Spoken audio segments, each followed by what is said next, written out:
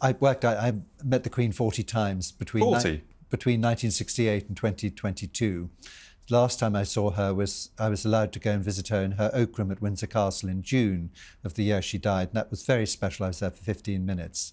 Oh, wow. And she was firing on all cylinders, chatting about, we talked a lot about the fire restoration and things to do with Windsor and St George's Chapel. And yeah, I mean, she was amazing. I mean, the Queen always liked facts. She liked information. So she liked to learn things each time. So with the Jubilee Walkway, she came at 8 times to unveil panels. And so I would always make sure that, for example, the one in Parliament Square, we had a special Braille feature on it. And so we managed to get what am I allowed to say, partially sighted, blind lady to come and explain to the Queen and Prince Philip what she could see through her fingers. That's fascinating, you know, on the panel. That's the sort of thing they liked. And they always liked to come away with having learnt something special.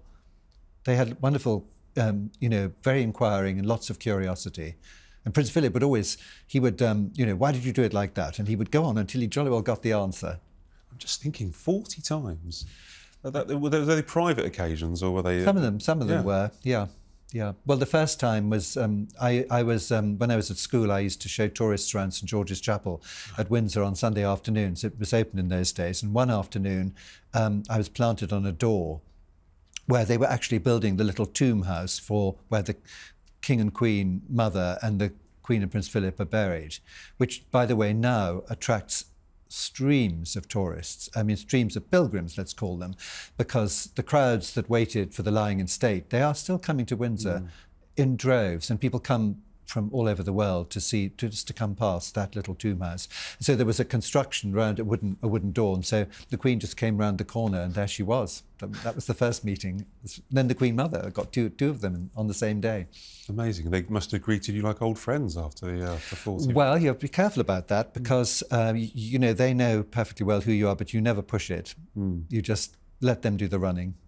They know. They will.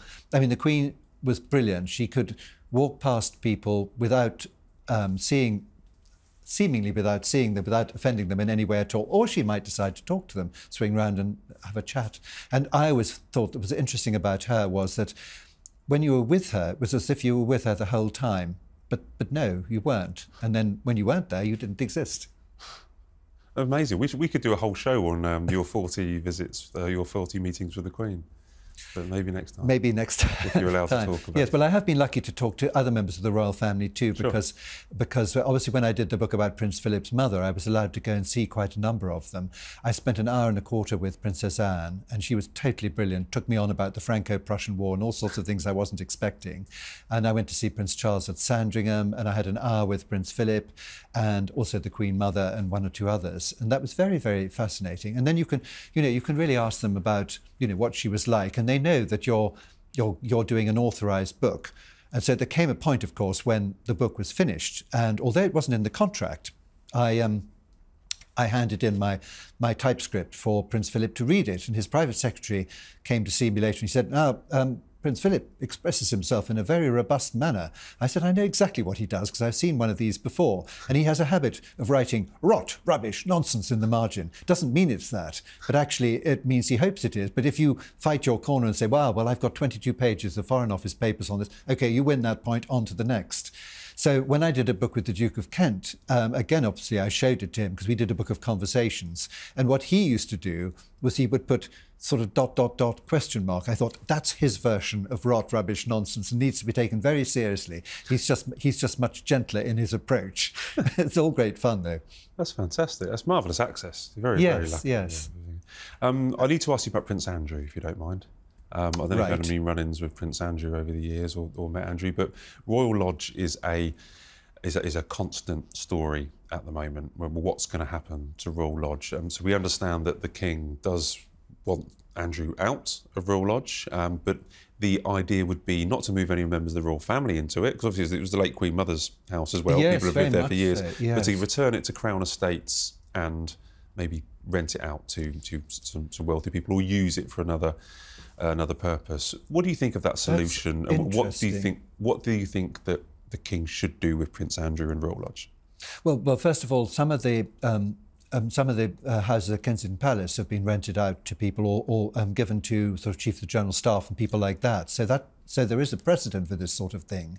You know, Prince Andrew was getting into trouble if you say anything in his favour, poor chap. But, I mean, he hasn't been convicted of anything. But, I mean, he gave that ridiculous interview. He's very unpopular and he does not do royal duties, and nor will he. So it seems to me that at some point he does need to move somewhere more practical. And I'm sorry that, you know, that the Queen died before she sort of sorted him out, which she could have done, because he could have she could have bought him a house somewhere. I don't necessarily wish to say where it might be, where he would be content and safe and sort of out of the way, and this sort of issue wouldn't be coming up. I mean, Royal Lodge is huge and must be very expensive to run. And if he isn't getting the grants and things that he did before, it means that the King will be supporting him. And therefore, probably in the fullness of time, he needs to live somewhere smaller. But you know, all he does now is ride in the park and play a bit of golf and things. And, well, I mean, he's it was born in 1960, so he's 64. So I suppose he's almost at a sort of retirement age, if you like, for most people, not usually for members of the royal family. But he's not going to come back. He's not going to do any more royal duties. And so I guess at some stage he will leave Royal Lodge, but it would be better if he could do it voluntarily, I would suggest. As for renting it out or using it another way, that's quite an interesting idea, because it is actually right in the middle of the home park, and it's right next to the little chapel where the Queen certainly used to go every Sunday when she was at Windsor. I'm not sure how practical it would be, but then Fort Belvedere, of course, was given to Galen Weston. He used it and he did it up very stylishly. So maybe it's a form of bringing revenue to the Crown Estates, and the King's very keen on all that sort of thing, making things pay for themselves. So, yeah, it could be put to some use like that. Well, we'll talk about that for weeks and months and years coming up. William and Catherine will not move in, by the way. That's been 100% ruled out. They don't want to live in Royal Lodge. They're quite happy at Adelaide Cottage. Well, I've been to Adelaide Cottage under other, when somebody else was living there. It's wonderful. It's lovely. And perfect place for a young family. And it's also got a lot of land for which, as you see, Prince William can scoot all over on his little gadget. Exactly. Yes. Right, we're running out of time, unfortunately. So what to finish off, I'm having to give you the dreaded quickfire questions at the end. Okay. Do you mind? Are you prepared for these? I am. Right. Let's see how we can get on. Yes. Right. So there was video footage of the Duchess of Edinburgh at Sandringham. Yes. Taking part in a drinking game while she was carriage racing. Right. Who, in all the roles that you've met and all the experience that you've had and been everyone, who would win a drinking game? Well, funny enough, considering how much wonderful wines and things that they're always offered, they drink very little, the royal family. So I would suggest that you should put Prince William up on this, because he is so tall that it will take a long time to pass through the system, and therefore he'll be able to cope better with whatever, assuming it's alcoholic that he's given. I don't know what he drinks, but I know that the Queen hardly ever drank any wine. Prince Philip didn't either, and Princess Anne drinks absolutely no alcohol of any sort, won't even have it in the pudding. She wouldn't even have it in the trifle. That's a good theory, but Mike Tyndall says his nickname is 1 Pint Willie. Okay. Yeah.